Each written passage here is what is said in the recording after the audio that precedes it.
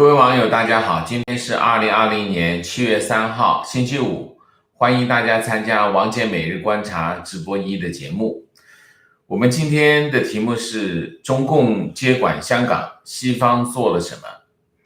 我为什么会讲这个题目呢？是因为我看了一个视频 ，Fox 的那个很有名的那个主持人叫卢道博，非常愤怒啊，他在一个访谈的时候，他问那个嘉宾，他说中共接管香港 take over 香港，比预期还要野蛮，当然是因为国安法这个文本出来，没有任何一个国家，包括联合国，竖起一根手指头啊。他说我们美国是世界唯一的强权 superpower 啊，这件事情在几周之前就知道会发生，可是我们还是让中共做成了，把这件事情做成了。他说美国政府瘫痪了吗？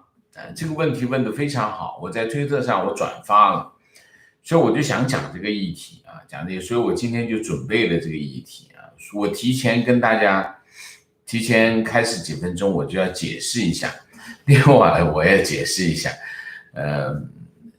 我知道大家都搬过家啊，搬家是什么经历哈？搬家的经历就是，你会有一些懵啊，因为你精神状态会有点没有原来那么好，因为你睡不够，很累，然后有搞不完的事情，然后我会慢慢的恢复，然后进入这个状态啊，希望大家了解这一点啊。那么过去几天应该是不是特别在状态啊？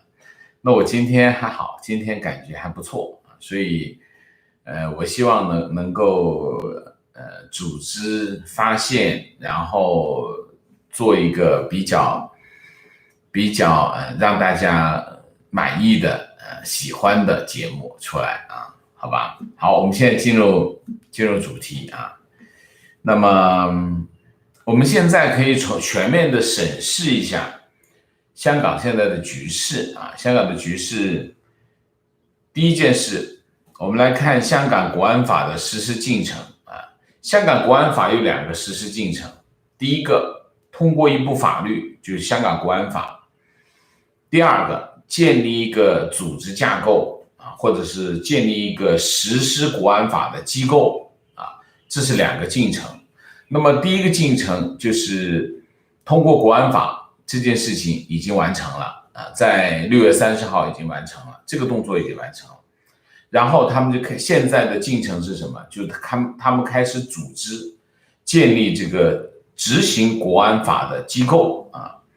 那么执行国安法的机构就是主要是2个机构，一个是国家安全委员会，香港国家安全委员会，另外一个就是国家安全公署啊，国家安全公署这2个机构，当然最重要的是任命这2个机构的负责人啊。那么现在任命宣布了啊，那么特区政府发言人3号宣布，香港设立维护国家安全委员会，行政长官林郑月娥担任主席，成员包括特区政府政务司司长张建宗、财政司司长陈茂波、律政司司长郑若骅这就是3司，香港的主要官员，3个司啊，这3司，财政司、政务司跟那个律政司，就是行政这个财政还有这个司法啊。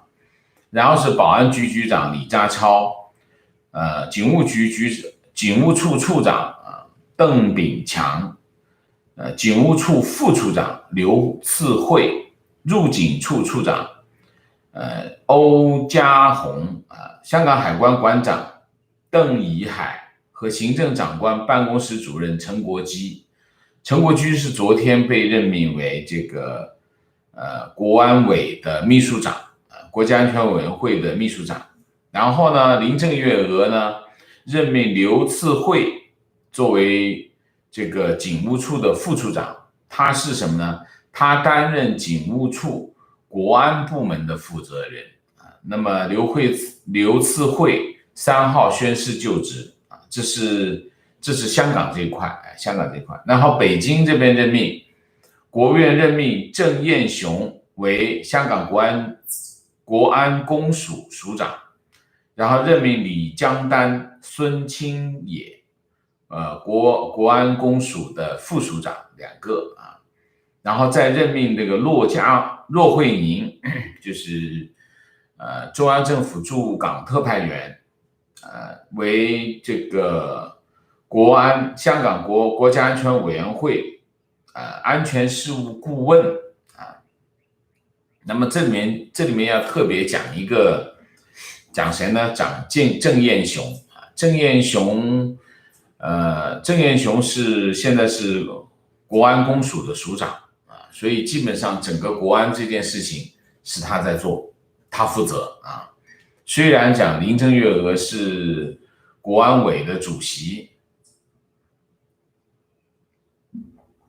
但其实真正的办案然后决策基本上是国安公署负责人郑燕雄。郑燕雄是什么人？郑燕雄是潮州人，然后他现在是广东省委常委、省委秘书长啊。他出身是汕头。2011年8月，他在任汕头市委书记，那么期间处理这个乌坎村的事件。乌坎村的事件是因为拆迁款被贪污的问题啊，然后村民反抗议啊，然后他处理这件事情。网上有一段很长的视频，是讲这个郑燕雄在这个汕头市的一个干部大会上的一个讲话啊。那么他的那段讲话非常淋漓尽致的表现了他这个市委书记的一个非常突出的特性，就是一个流氓啊，这就是一个流氓啊。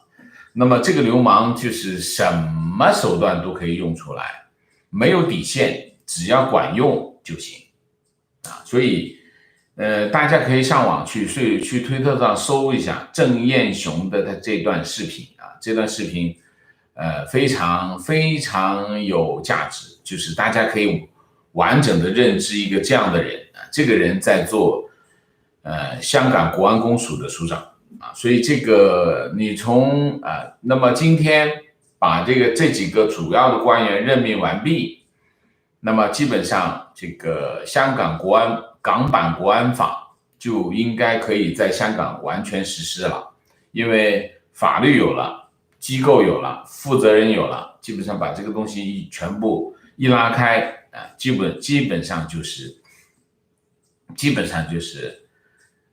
气势汹汹的要对香港人举起刀子了啊！所以基本上国安法这件事情，习近平把它做成了，就是刚才我们讲这个卢道伯非常愤怒的问，怎么我们在此之前已经知道这件事情，为什么还让中共做成了？中共真的做成啊？美国政府瘫痪了吗？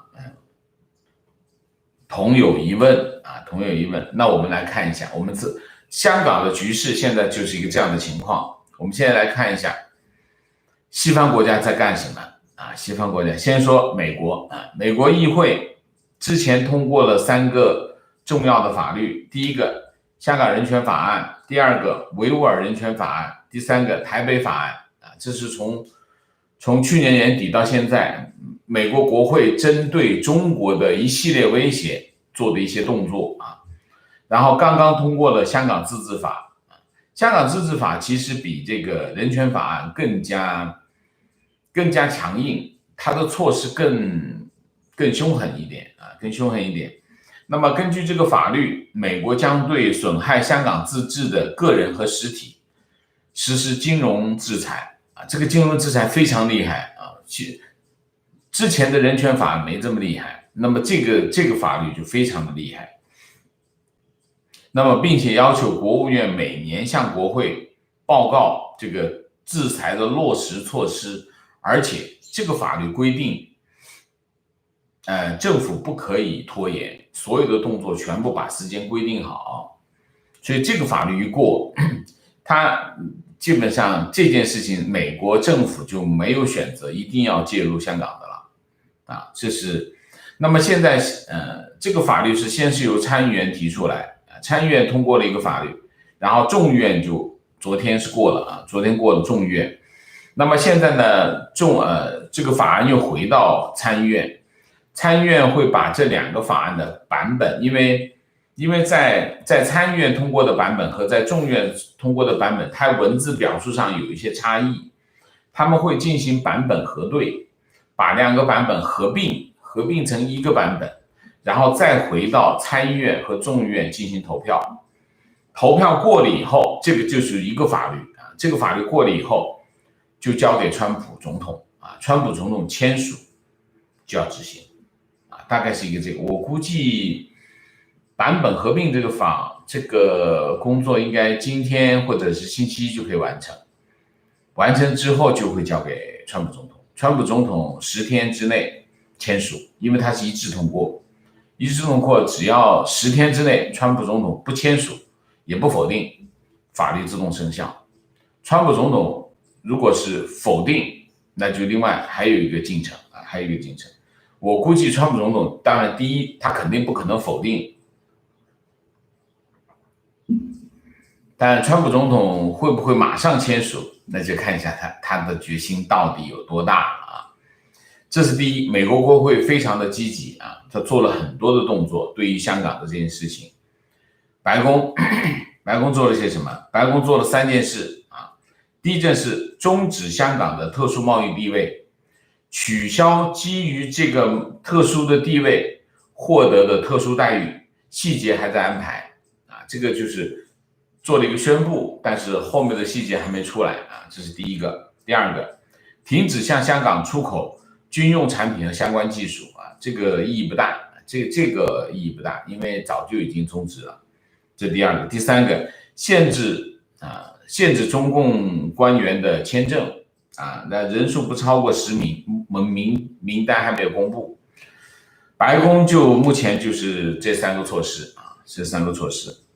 然后英国宣布给300万香港人 BNO 持有人5年居留权，然后1年之后规划为英国公民。获得公民权，基本上是一个这样的动作啊。这个动作，比较辣，这个动作比较辣。然后是欧盟委员会，欧盟委员会发表了一个措辞不太强硬的声明，然后欧盟在和美国协调立场，然后制定一致的立场。欧盟委员会它会比较慢一点。欧盟委员会慢的原因是因为欧盟有这么多个国家，那么他不可能一下子自己就做一个表态啊，他一定要把整个欧盟的态度协调一致，然后再来做反应，所以欧盟会比较慢一点，这很正常。好，我们来评价一下，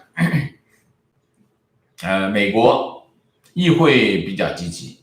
然后全国上下都比较积极，舆论比较积极，只有白宫没那么积极啊，白宫没那么积极，白宫没那么积极，我觉得有很多的原因啊，有很多原因，但是白宫需要点时间啊，需要点时间做什么呢？我觉得它需要时间协调立场，在民主政治的国家，协调立场的时间比实施方案的时间长啊，这第一个。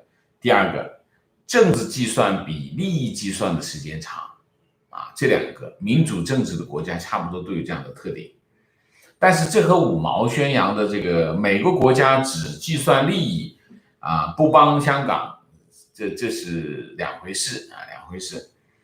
西方国家的情况是什么呢？西方国家的情况在香港的议题当中，在法律还没有通过的时候，就国安法还没过的时候，第一，不知道过不过啊；第二，不知道国安法是个什么东西，因为连公布都没公布啊。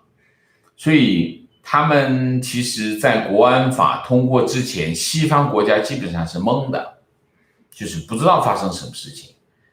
然后当国安法通过之后，然后这个法律摆在大家面前，西方国家看傻了，就是说这种级别的野蛮、反智、反人类的法律，我估计全世界没见过啊，没见过。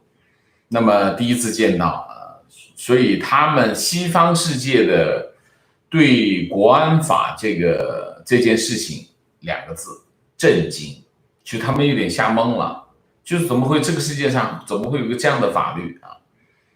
那么英国的这个《经济学人》杂志啊，它有一句话很能反映西方媒体、西方这个知识界对这件事情的看法。他说，港版国安法是第2次世界大战以来对自由社会最严重的一次攻击。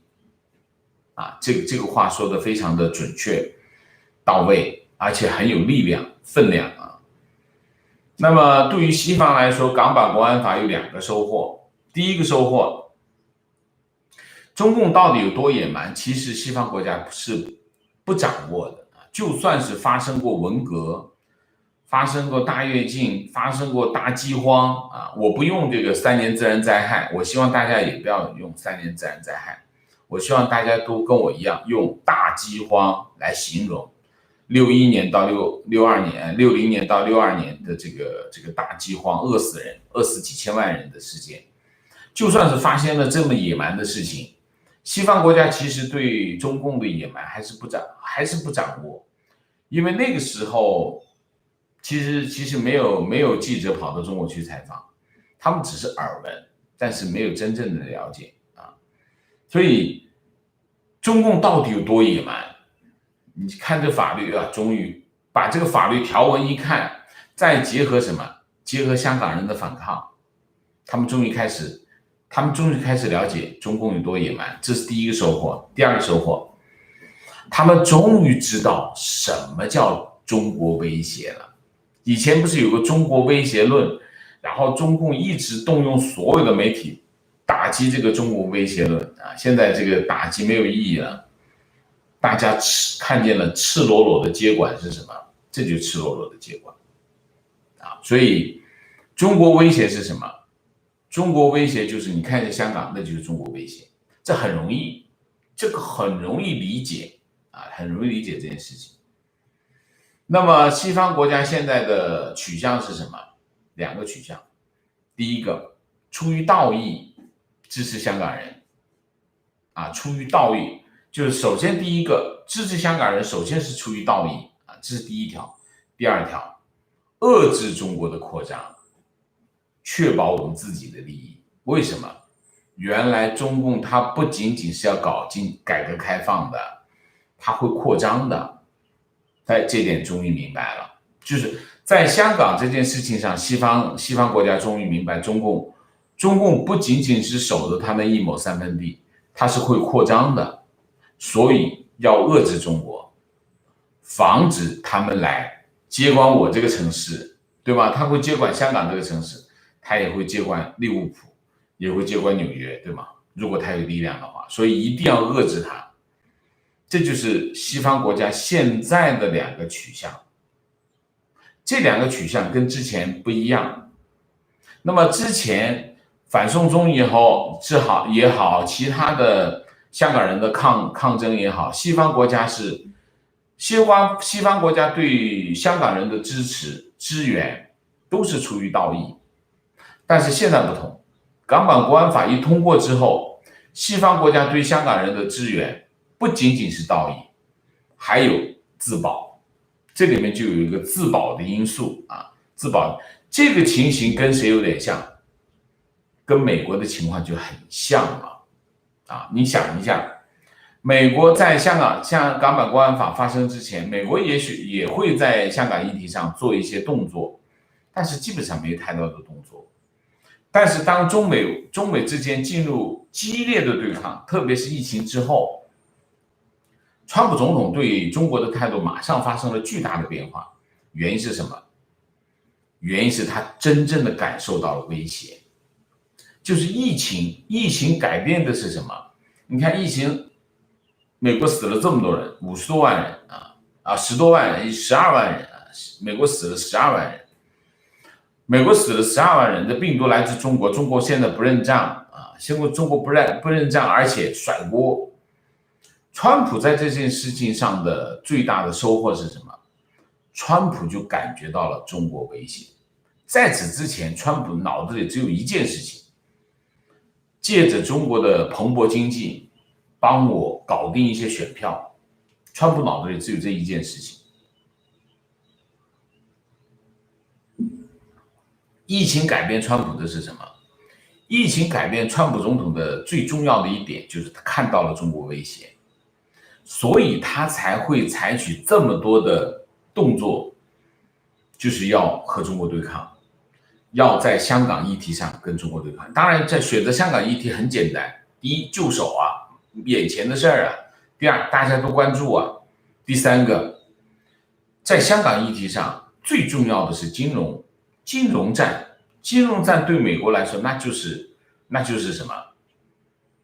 那就是看家本领所以，川普总统毫不犹豫的在香港议题上跟中国开战，就是这个道理。所以，川普总统对中国在香港议题上对中国开战，我从川普的角度来说，不存在道义上的意义，主要是什么？主要是他跟中国对抗，不是支援香港人。我不认为他有道义上的想法，他只有一样东西，跟中国干。所以在这个问题上，他跟其他国家有点不同，但是总的大体方向是相似的。是什么？就是支援香港，其实更多的原因是出于自保所以这是一个很大的不同很大的不同。这是第二点，就是第一，进程已经完成了，港版国安法从立法到执法机构的设置现在已经完成了。第二个，西方国家大概是一个这样的情况，民主政治它需要时间反应、发酵、协调立场所以请大家静观其变这是第二，也不用太着急，我们要观察，继续观察，不要那么快下结论。我们在网上很多网友很着急经常一看一不如意就马上下结论川普总统又变了我也有这样的毛病，记者就很着急那么我们还是要保持耐心，静观其变，这是第二条第三条，我们讲讲习近平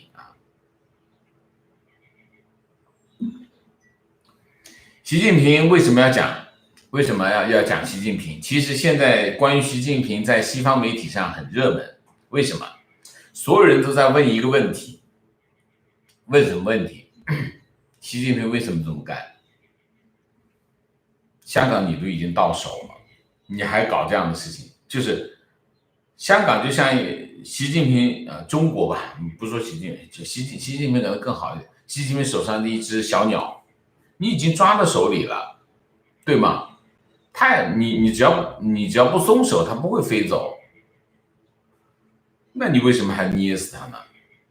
这已经在手里了，所有人都不理解所以其实最近大家问的最多的问题是：习近平咋了？怎么回事？有病吗？大家都在问这样的问题那么，所以我们也讲一下习近平讲讲这个议题毫无疑问，习近平的权力非常大。我认为有些人讲习近平是除了毛泽东以外权力最大的中共领导人，我认为不是为什么？我认为习近平的权力比毛泽东还大。为什么？两头有两方面的意义，我认为他的权力比毛泽东还大。第一，毛泽东在位的时候，他最大的权力的时代是在文革的时代文革之前的时代我们就不说，有刘少奇，有其他的七大常委其实每个常委都独管一方的独当一面的，所以毛泽东在七大常委时代，他的独裁的权力没有那么大。他独裁权力最大的是什么时候？是文革的时候。但是文革的时候，其实他还是依靠左边依靠江青，右边是依靠周恩来啊。其实他还是很依靠他们。为什么？因为他不管事情，他完全不管事。毛泽东其实是不管任何事情，他只有想法。他厉害就厉害在这里，就是他只有想法。就你要是不帮我实现这个想法，我就把你干翻。他就除了整人，就是生产想法。所以他有没有权利？他有权利，你可以说他的权力无限大，但是实际上他还是要依赖江青跟周恩来，他让他们之间互相斗一下，然后这头搞文革，这头维持一个国家的运行，他还是很依赖这两个人。现在的习近平不是的，习近平他管事，他身体很好啊，他从这个省委书记做起来，所以我认为他的权力，他掌握事情的，他对事情的掌握比毛泽东强。毛泽东全是靠别人，他是用这个驭人之术来控制这件事情，但是他其实自己不掌握。所以从这个角度来说，习近平的权力比毛泽东还大啊，这是第一条。第二条，习近平他的掌握的资源比毛泽东多啊，这两条，我认为这两条决定了他的权力比毛泽东大啊。当然不重要，其实这个比较其实不那么重要，反正总之他权力非常的大。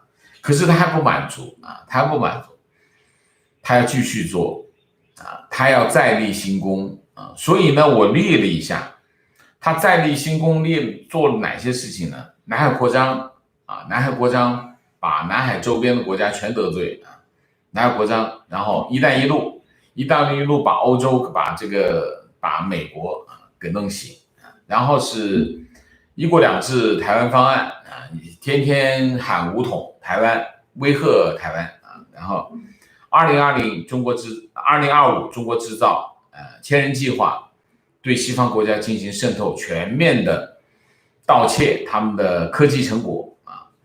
第五，非洲战略啊，走进非洲啊，这个中国在非洲投入了巨大的资源。五件事，现在搞了一个港版国安法，完全接管香港啊。那么事到如今，这个所有的人，你看西方的媒体都在提一个问题：习近平到底在干嘛？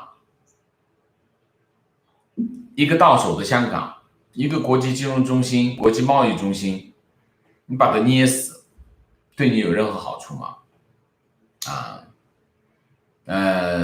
接下来的问题是什么？跟着港版国安法后面的问题是什么？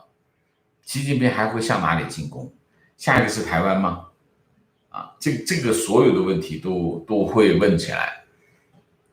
但是大家看一下哈，我大概的梳理了一下啊，习近平做港版国安法有他的脉络啊，有他的脉络。我之前讲过一个脉络，就是港版国安法的路径啊，这个路径是什么？是从一本书开始啊，那本就是把习近平惹毛的那本书开始，那本叫雁情书籍啊，跟雁情书籍开始，然后铜锣湾事件之后就是什么？就是送中条例啊，送中条例之后就是港版国安法。其实这件事情整个事情的进程并不复杂，脉络很清楚啊，很清楚，就是我讲叫集权的任性，就是不听话就让他听话，大概就是这样的意思啊。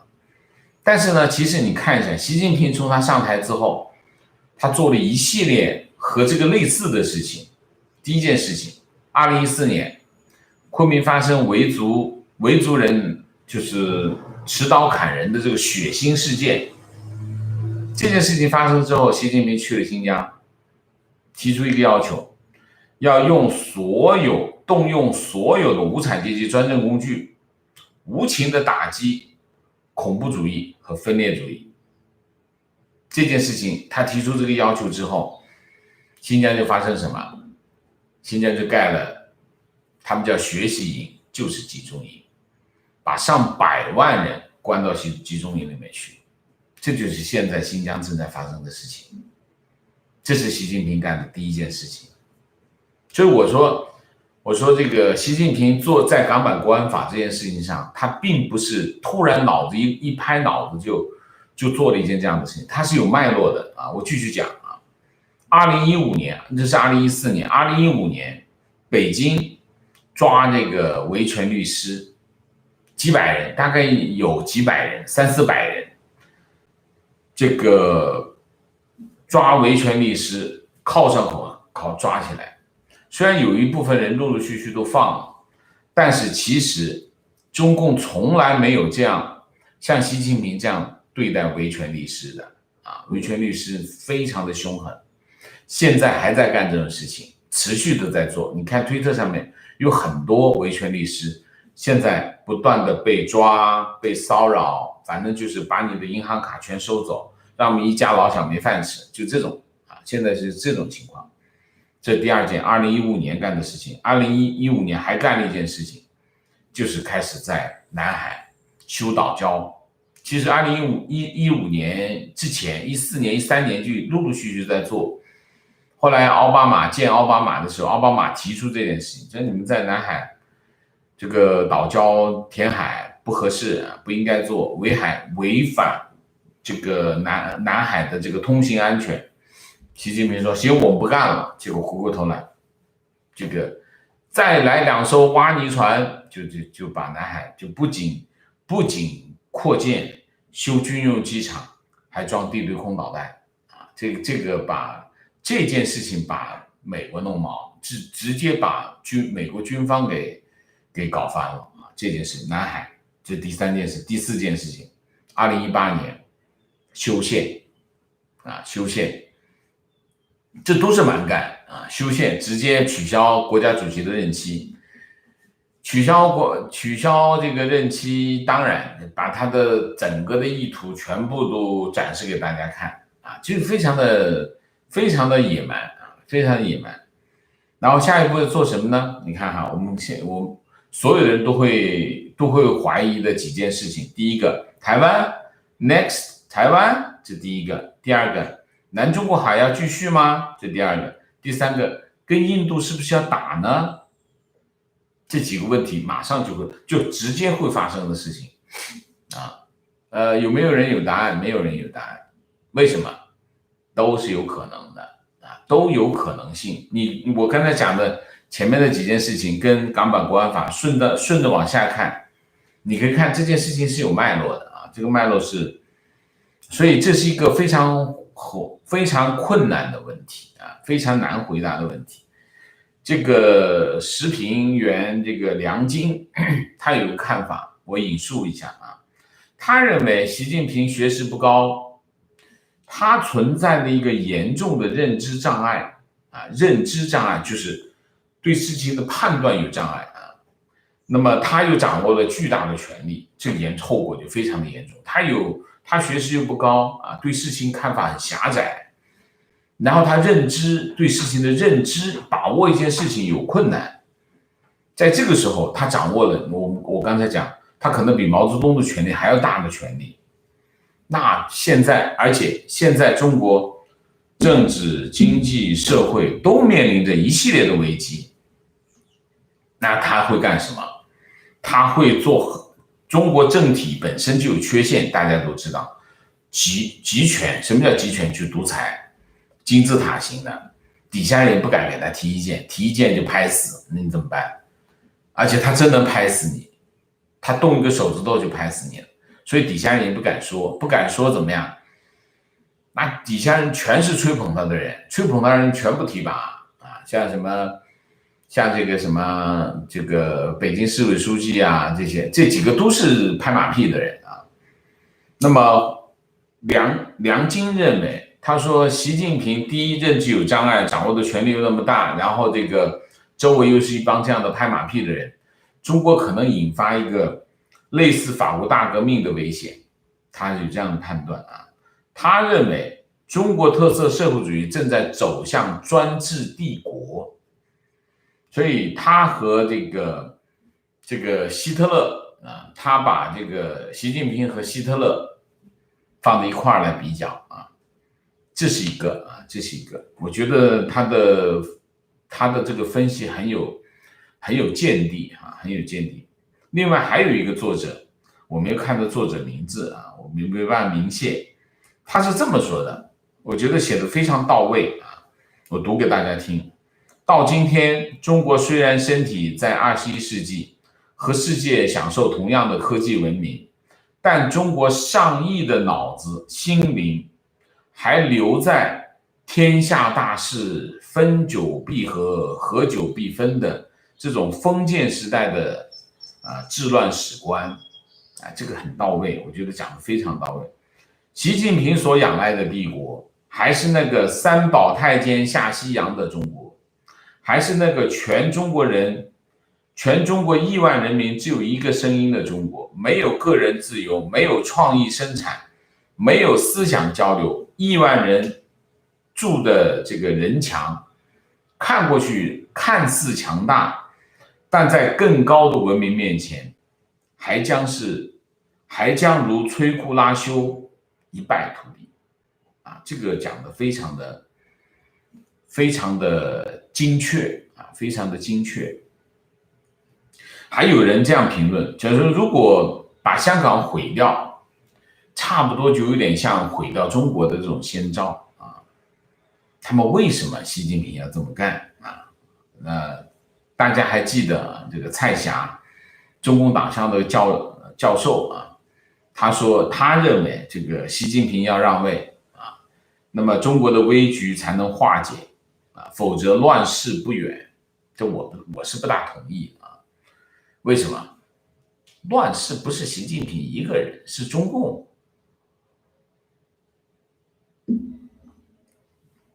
大概就是一个这样的，就习近平会继续往下走吗？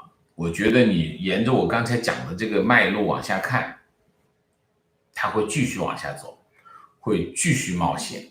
所以为什么我之前有人在问我这个你怎么看印度中印边界的这个冲突这早期的时候，我说中印之间不会有问题，因为中国现在面对焦头烂额那么中国不应该有和印度开战的这样的想法，但是我后来改变了。当我看着两边开始这个冲突激烈到这样的层次的时候，中印之间真有可能打仗。还有就是台湾问题台湾问题也是一样。我认为你从香港这件事情可以看出来，其实习近平的一系列冒险是从他2014年13年开始，他已经开始做一系列的冒险的行动那么这些后面的我刚才讲的其他的冒险的行动都是有可能发生，这是我的现在的一个看法。好吧，我现在今天我的主题就讲到这里又讲猫好吧。好，我们现在进入互动进入互动之前例行公事，请大家点赞，请新来的网友订阅，请大家加入我的会员，支持我做更好的节目。那么特别提醒大家检查一下你的订阅还在不在好吗？我们进入互动之后，请大家不要聊天3个情况、问题、观点如果你聊天呢，我们就很难找到这些观点，混在中间有点困难，因为现在大家知道我们在线人很多，所以每天的这个留言也很多，所以大家一聊天的话基本上就找不到，所以请大家不要聊天好吗？好，明谢 Sophie Min 谢谢，某某谢谢，恭喜乔迁新居谢谢加拿大佩托湖谢谢，恭喜王老师喜乔新居祝贺节目越办越好，谢谢你。姥姥王代表好友 Vicky 曹，请王先生放松，搬家是大事，家安定了才没有后顾之忧，网友们一定会担待的，谢谢你溜溜谢谢，打卡新加坡，乔迁之喜，愿王先生的新家美美的，家人心情美美的，谢谢。王天意谢谢，赞助王老师一丢丢搬家费。王老师现在的发型真的很好看，很好看，谢谢支持啊 ，Amy 王谢谢，东野主人谢谢 ，William Call 谢谢 ，Snowball 谢谢，恭贺乔迁，王老师保重身体，谢谢。Soji Okita 谢谢，恭喜王老师乔迁新居。小熊猫什么时候可以再上镜啊？让我再安排一下，我要把这事情全部搞定啊，小熊猫才会上镜，至少要把它找出来啊。雨萌谢谢，打卡德国，谢谢王老师每天坚持为我们带来新闻和分析。恭贺乔迁之喜，祝身体健康，全家平安，谢谢你。Patrick 长谢谢。好，我们开始互动啊。观点：西方国家如果容忍港版国安法，接下去就会让全世界都归他管的法律出台。是的。观点：限制向香港出口军品的影响其实非常大因为中国军方很多军品配件从前是从香港以民企和个人名义购买的，像 Aero 电子就是中间商。OK， 好。观点：我的英国朋友说他从来没有见过这么残酷的法律。我说你不要这么傻白甜可以吗？这就是我们曾经生活过20多年的国家的样子。好不容易在香港安了家，他们还是把手伸过来。观点：希望英国等在接受香港人移民时能甄别一下，不要把中共走狗也收进去。当年各国发的64绿卡收了很多拥共人士，到现在都在西方拿着合法身份反民主。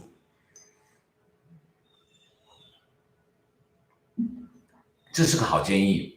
我在推特上面看见香港警察在那秀他收到的那个 BNO 护照啊，这个我觉得至少不能让香港警察去吧？你说是不是啊？香港警察，我认为现在香港公务员不能让他去，对吧？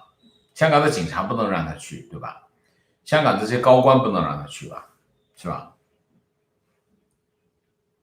情况：昨天网上看见港警的家属在晒拿到的英国护照，担心英国收了很多这样的政治难民。西方国家接受英国的移民应该有一个标准，对那些恐惧国安法和抗争的香港人应该无条件的接收，对支持国安法的那些人应予以坚决的拒绝。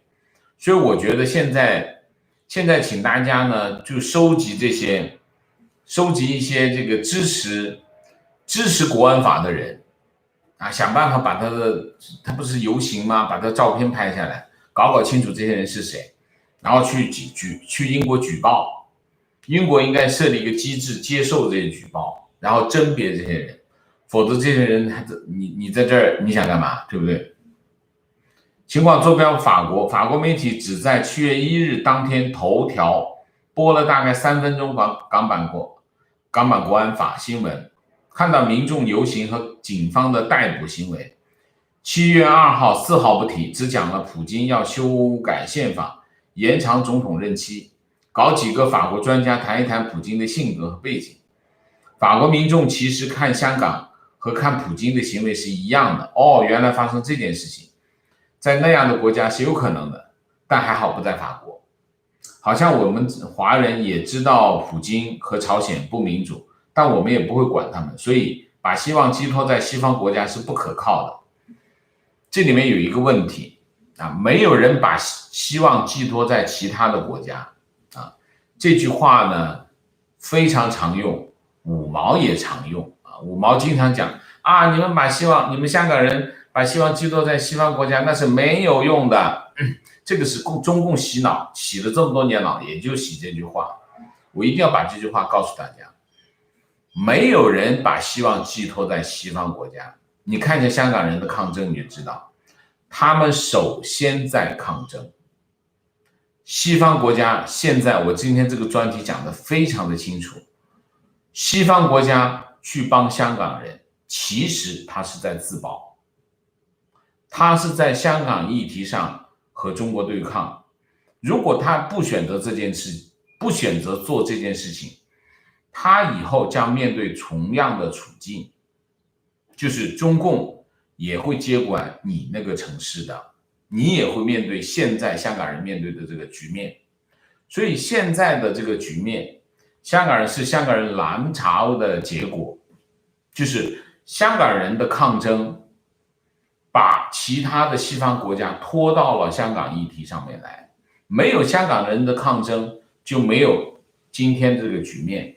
所以在这件事情上，我一定要非常强烈的澄清这件事情，请大家一定要讲清楚，没有人把希望寄托在西方国家，自救者其他人才会救他啊。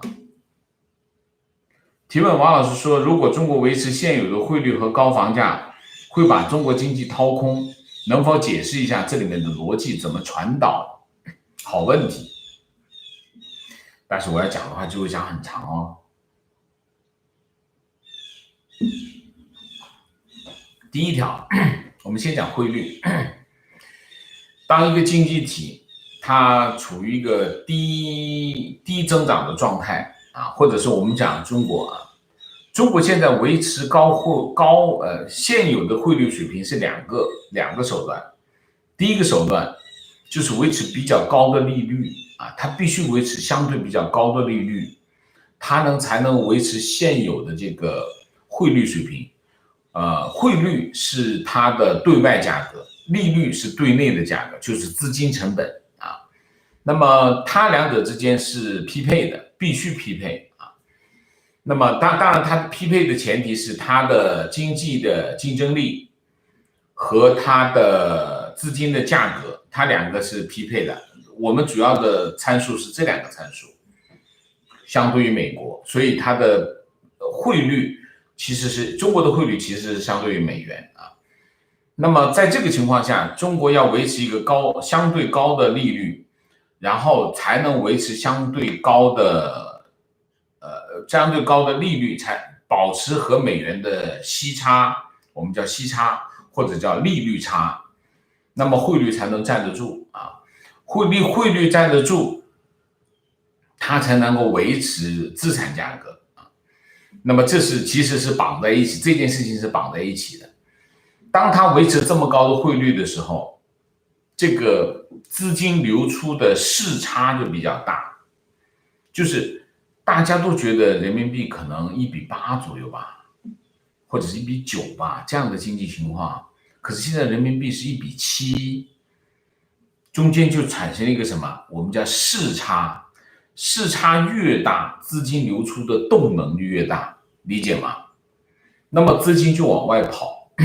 一个市场经济3个要素，市场要素：资金、人、技术，很多啊，生产要素啊，我们或者市场要素，资金是排第一的市场要素。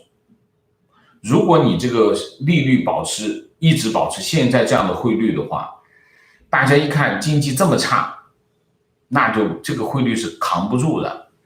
那这个他们的看法，这个汇率的看法越低，这个视差就越大，视差越大，资金外流的势能就越强，理解吗？能理解这件事情，所以资金就往外跑，资金往外跑就在掏空经济，这是一头。另外一头，它为什么要维持高的资产价格？维持高的资产价格，原因是它不敢让资产价格下来，资产价格一下来，银行系统就崩溃了。所以早知今日何必当初呢？当初他也是脚踩西瓜皮走到这儿发现上去下不来了，所以资产价格他不敢让它下来，不敢让它下来的后果就是他得扛住这个水平，扛住这个水平的情况就是维持高的汇率等等，反正这两件事情捆在一起，那么资金就会往外跑，资金往外跑，中国经济就被掏空，就是一个这样的情况，逻辑就是一个这样的逻辑。当然我讲的非常的简化，当然经济的情况是非常复杂的啊，没有我讲的那么简单，我只是把最初的线条讲给你听，大家知道中间这个逻辑关系就行啊。提问老师，我想 CCP 一定会为香港付出巨大的代价，但这种代价大到足够让 CCP 吐出香港吗？是不是只有 CCP 彻底完犊子了才能救香港？这个世界不是过家家了，没那么简单的了。有多大代价我也不知道啊，我也不知道。但是我就讲2个代价，大家就知道有多大的代价。第一个代价，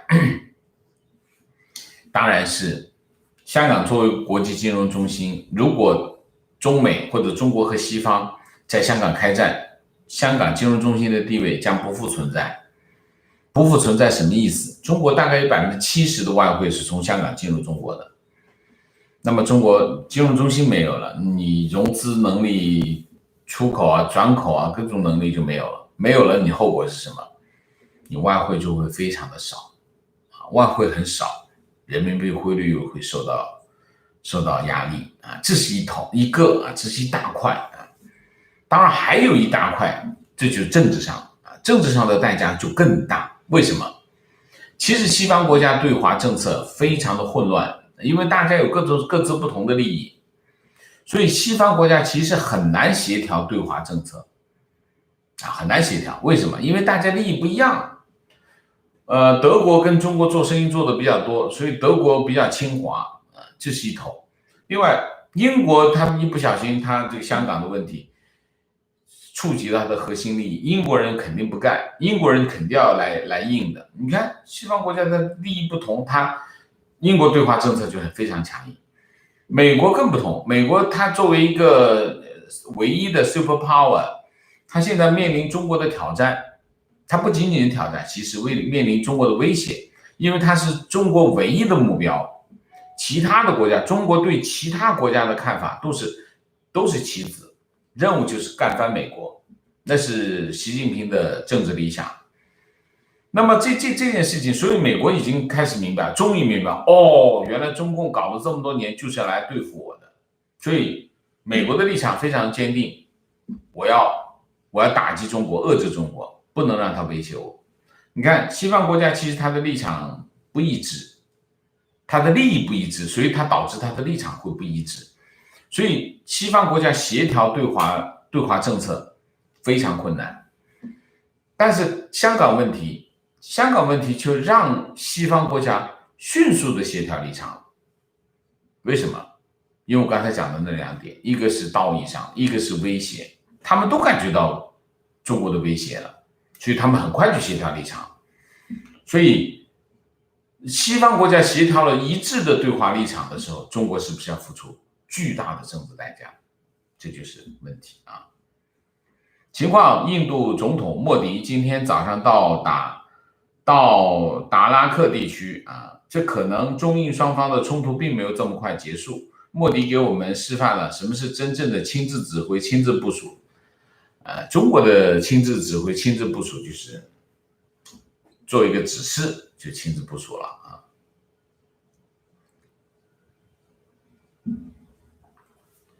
提问：王老师好，香港的情况是否逆转？废除中英联合声明，把香港管制权还给英国？把香港管制权还给英国的可能性非常小啊，非常小，没有先例。那么我觉得香港有3个可能性，一个可能性就是按照现在的这个路中共继续全面掌控香港，这是一个可能性。第2个可能性就是你说的这种可能性啊，就是英国跟着美国2个人，英国派2艘航母，美国派3艘航母开到香港来啊，接管香港，然后把香港管制权收回来，这是第2个可能性啊，这是第2个可能性。这2个可能性都比较极端。还有一个可能性就是香港自治啊，联合国托管啊，这是有可能的啊，这是有可能啊。我觉得中间的可能性会不会更大一点？这两个可能性都很极端啊，都很极端啊，不知道，现在要看整个的进展怎么样啊。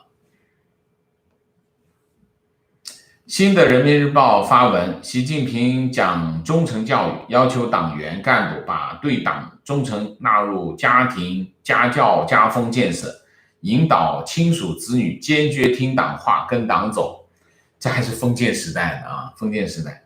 个人觉得他真的是管天管地管人吃喝拉撒。从另外一个角度讲，他个人权力私心已经导致他个人为了维护持续的权力不自信了。没有，这就是封建王朝的那一套东西啊，就是习近平还是脑子里还是，我觉得前面那个讲的脑子里还是三宝太监下西洋时代的那个大脑啊，这他的意识还是那个时代的意识啊。观点：北边俄罗斯霸占国土 ，CCP 屁都不敢放；南边印度赔钱送粮，只敢口头谴责。倒是远在太平洋远端的美国帮你解放人权、发展民主，反而天天追骂，不作死不会死，好好活着不好吗？非要去吐马蜂窝。观点：暴力是中国唯一听得懂的语言，非常正确。当北约把航空母舰来到维多利亚港的时候，或许中共会有所改变，否则其他控诉只是祥林嫂一般的抱怨，对中共没有任何影响。对付中共没有底线的中共，只能用更没有底线的方式。观点：小时候学历史，说到长征之类的事情，都说有多伟大，长大了反应过来，他们怎么不说为什么长征？这长征死了多少人呢？观点：对中共和习近平而言，他们要的是香港这个城市和县城建设成果，香港人不是他们要的东西，所以搞出国安法，洗掉香港人，由大陆人取代香港人，运作香港大舰艇。不是的，我不觉得，他根本没有这样。我还是那句话，他们做事情就是做起正事来千疮百孔，干坏事滴水不漏。你看国安法做的滴水不漏吧，干起正事来千疮百孔。他这哪有什么规划？没什么规划，脚踩西瓜皮到哪是哪。说真的啊，我上来我有个战略，要把香港人系统的赶走，把大陆人弄过去。我不觉得他有这么长远的想法，都是拍脑袋，一拍脑袋就是这样。让大陆人取代香港人运作香港有意义吗？你缺那个城市吗？中国一点都不缺，好吗？但是那就不是香港了，那是另外一个中国的城市，没有区别啊？观点：习近平下个肯定是台湾，他上台之初就承诺解决中国统一问题。在共产党眼里，香港的一国两制都不算统一，一定要共产党领导才行。有道理。提问：网上说香港问题提高了习近平的党内地位，这是为什么？香港问题应该得罪很多党内利益相关吧？我不答你为什么，你不能够这样提问，因为什么？你让我先接受你那个前提，然后问我为什么，我不知道为什么，你来回答我这个问题，好吗？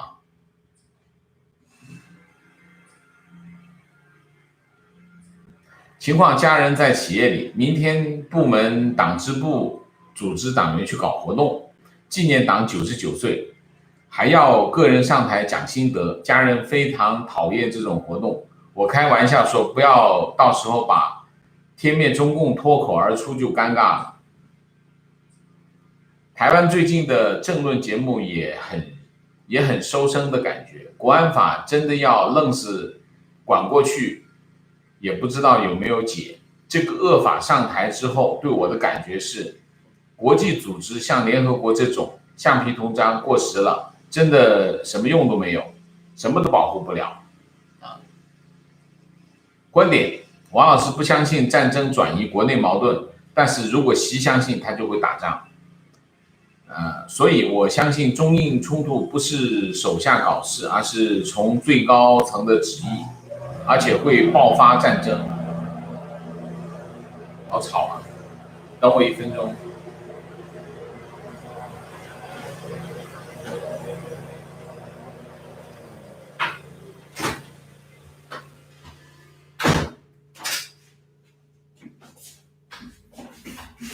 歉。我是说用战争，我不相信用战争能转移国内的矛盾啊。我觉得战争不能转移国内的国内矛盾仍然在，没有解决啊。但是所以我不是不相信，我认为他没办法解决国内矛盾。我还是不大相信那场冲突是最高旨意，我还是不相信啊。你相信？我们各保持分歧。我认为现在这个中印战争，中印之间发生战争的可能性是存在的啊，我早就已经改变啊。但是是脚踩西瓜皮的结果，不是有意图的。我一点都不相信大家对中共的这个实力高估啊，高估的很厉害。他们其实大部分的事情都是脚踩西瓜皮出来的啊，脚踩西瓜皮，然后慢慢就有人在旁边就的这个现在的这个位置诠释啊，当初我们做这个动作是多么的英明，所以大家好像觉得他很有战略思想，其实不是的，都是笔杆子写出来的啊，都是脚踩西瓜皮发生的事情。所以我不相信，大家一直在高估中共的实力没那么强啊，他们没有那么多的智能，他们都是出了事情以后，然后我们就这样干，大概都是这样的想法。所以以我对中共的了解，我认为那不是一个有意图的事情，那就是发生了，然后就朝着这个方向走，大概是这样啊。观点。取消200斤取消任期的政治承诺，就是要在任期内解决台湾问题。这是流传甚广的一种说法啊。观点分析习近平为什么做出这么愚蠢的决定，我觉得更多的还是习近平的个人有关，他的成就远远比不上毛邓，缺乏自信心。从心理学上讲，往往会有强烈的控制欲。你看看他给自己的各种头衔，事事要管，和毛邓都不同。这种强控制欲的人，也有强烈的危机感和不自信。而且从人才圈来看，他的幕僚长都是逆生长、逆淘汰，最后屡屡的错误决策，对世界的错误认知，就不奇怪了。有道理啊，有道理。提问：请教习这一系列的作为是他本人的意志，还是周围人的一起策划出来的？我觉得是他自己想，底下人请示他拍板呗，大概是这样啊。太长了，已经不行了，我们超时了，我就后面的观点我不读了啊，大家去社区可以看一下，好吗？我明谢一下吧。半日阳光，谢谢。送出鲜花，恭喜王老师乔迁之喜，因为时差和工作关系不太容易赶上直播非常感谢每次的直播和录播，感谢王老师这些日子对时事的分析和梳理，在王老师这里明白了很多道理，感谢并支持王老师，谢谢你啊。Heartland， 谢谢达卡休斯顿，王先生辛苦了，抱歉不能每天看直播，但每天支持王先生，谢谢你。Frankie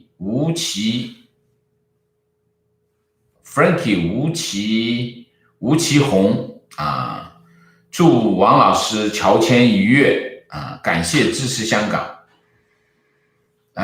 观点，这里有个观点，读一下。对于西方欧美国家对于香港的政策，其实不是这么乐观。我身在中华民国，但对蔡英文政府的香港政策嗤之以鼻，就像协助香港移民的机关，连民间办理商业移民还不如，甚至已有外围开始带风向，说香港人来台抢台湾年轻人工作等等。尤其您说过，勇武派是让全世界知道香港人反对中共破坏香港法治，但民进党蔡英文政府以明令拒绝勇武派入台。现在台湾政府的说法只让可以合法出境的香港人来台湾，你了解这个意思吗？我真的没有看到你说的这个拒绝勇武派入台，为什么？没有啊，完全没有说过这样的话，这是你第一次说啊，好吗？我觉得蔡英文政府第一时间出来说支持香港人，然后还成立了一个机构，你为什么嗤之以鼻？我不理解啊！你能够把具体的原因怎么个这个说出来吗？我觉得蔡英文政府这次做得非常的棒啊，他们迅速的成立了一个机构来帮助来自香港的这些人啊，我觉得他们做的挺好的，我不理解你为什么嗤之以鼻。勇武派我没有看到说拒绝勇武派入台，而且勇武派只是一个非常笼统的概念，它没有一个具体的身份。你比如说被打了的那些人，其实被抓的那些人，你也去不了香港啊，去了香港都是能出来的人。对吗？所以在这个问题上，我不理解你的这个去台湾又不需要良民证，那你怎么拒绝他去呢？所以这个我不知道你的嗤之以鼻从何而来啊？曾明奇，谢谢 Cindy 包，谢谢打卡温哥华，祝乔迁之喜，谢谢姥姥王，谢谢。我们不要放弃希望，未来的路很长，需要互相取暖。我们虽然天各一方，但彼此心意相连。坚持我们的价值观，非常正确，非常好，非常感谢老王。张涛，谢谢天佑香港。John Snow， 谢谢，很幸运在这个时代的转折点有王先生一直陪伴，很高兴在这里碰到这么多和我一样的异类，请王先生保重身体，谢谢你。我们不是异类，我们是正常的，我们所有的人都是正常的。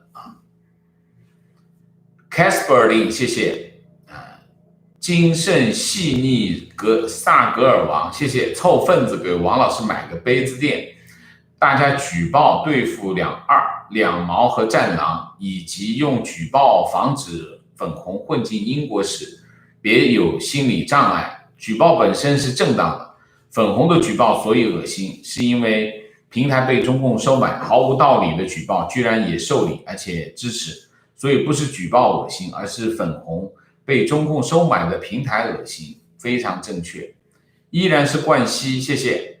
昨天看袁先生的采访视频，他说推行把 CCP 定为犯罪组织的计划很顺利，美国国会议员引起共鸣。另外，他说美国国会在讨论讨论个人议题，宣布与中国签的所有协议无效的立法。袁先生非常的厉害，我觉得袁先生对香港做出的贡献超过所有的，包括本人所有的这个政论家，他非常的棒啊。李世宏，谢谢。好，我们今天的节目就到这里，感谢大家的参与，我们下个节目再见。再见之前，请大家点赞，请新来的网友订阅，请大家加入我的会员，支持我们做更好的节目，做更好的自己。谢谢大家，点赞哦。